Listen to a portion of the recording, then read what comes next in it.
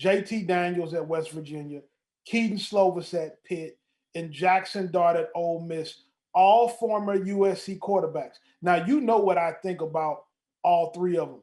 I've seen some flashes out of each, but I don't know. Besides Kedon Slovis, I don't know if any of them have had a really productive or great year. What are your thoughts on those three quarterbacks? And who, in your opinion, amongst the three is going to have the best season for their respective team this fall? Personally, I think Kedon Slovis, and that's because I think that Pitt can really win the ACC. Because yes, obviously they lost Jordan Addison, but at the same time, I look at it. A lot of their guys up front are coming back, and I think they have a great room of tailbacks. They have a great room of tailbacks. I know everyone saw the report about dings and spasms, whatever. People gonna be fine and ready to play, but it's more so. It's like I think for the teams that he's going to have to play, I think that he matches up well with them, especially with the teams that are going to be out there competing. Like Pitt has more experience than them. Pitt has more experience than them. Like I can't go out there and say, hey, clearly Clemson has more experience than Pitt. It doesn't mean that Pitt's going to beat them either. I think they'll personally go into the season, I'm going to roll with Kedon Slovis. And as for the JT Daniels front, I'm going to go right for my man and say I think he's got a bad rap. He's had a very different career. He was a modern-day quarterback, 5-star, very good. It's not necessarily tough to coach him because at the same time with JT, he's one of those rare quarterbacks where he sees the game like a coach. So it rubs people the wrong way. And you know this. And one thing I think what's so funny with JT being able to go and get back with Graham now is there's a familiarity there. He's older. They're at different spots. And at the same time, they're going to have to work together. Because, at the end of the day, I'm going to tell you a cool story. Like these guys were in the same room. You have Kedon Slovis, you have JT Daniels.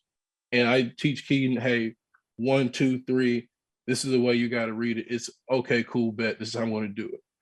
We have JT and you're coaching him. JT sees the game so differently where he sees things before people see it. So it's not going to be a 1, 2, 3, let me go read all this stuff. It's I know this guy's open. Why am I not going to throw the ball right here when this guy's already open?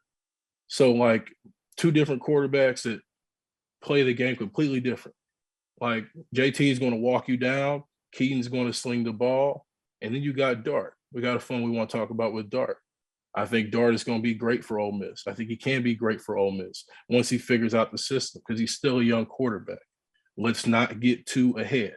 He's still a young quarterback. People got to understand that. But we look at that Matt Corral mode of all the things that he did when he was at Ole Miss.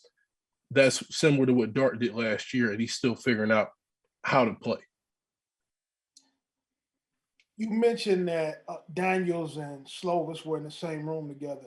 How was that relationship with them? What was the dynamic between those two guys when they were competing for the job at SC? I wouldn't say it was mean-hearted. It wasn't. It was just clearly competitive. Like guys are competing for jobs and situations are happening. JT was the starting quarterback. JT went down, and then Kedon was ready, and then Kedon balled, and he had a relationship with his coordinator. And then JT did what he felt was best for him. And he went to Georgia, and he played well the first year he was at Georgia, even though he was still getting acclimated to things. The knee was still getting cleaned up with him. But JT, as you remember, year before they won the national championship, he played some pretty good ball for them. And then, again, he got dinged, and they made a decision. He said, you know what? I'm going to go to Western Virginia. I want to make sure that I get a real chance to put some things on tape. And one thing I say about JT, I still think he has a lot. I think he has a lot left in the tank. I really do, because he's never really played bad.